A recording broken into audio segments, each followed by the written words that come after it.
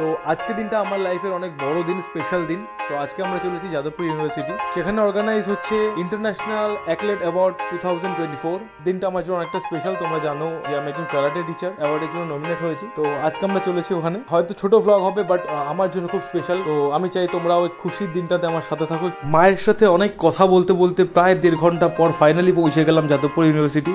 রায়ের সাথে গাড়িতে কথা হয়নি, কারণ সে তখন ঘুমাচ্ছিল। এরপরেই আমরা অডিটোরিয়ামে ঢুকলাম।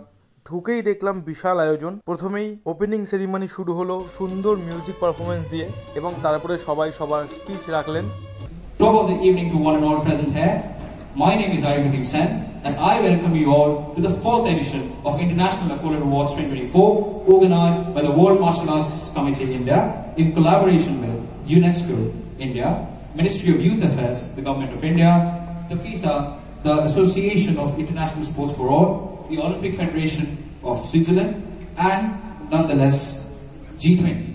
Ladies and gentlemen, can we have a huge round of applause for this colossal beginning? ওখানে উপস্থিত ছিলেন দেশ বিদেশের নানা নামিগুণী ব্যক্তিরা। তাদের মধ্যে USA, Zimbabwe, Malaysia, Sri Lanka, Bangladesh, আরও অনেক দেশের নামিগুণী ব্যক্তিরা।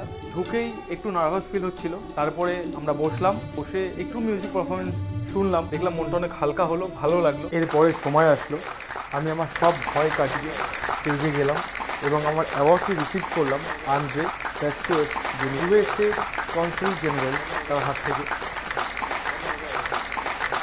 All the esteemed dignitaries present here in the evening, thank you so much for gracing the occasion with your benign presence.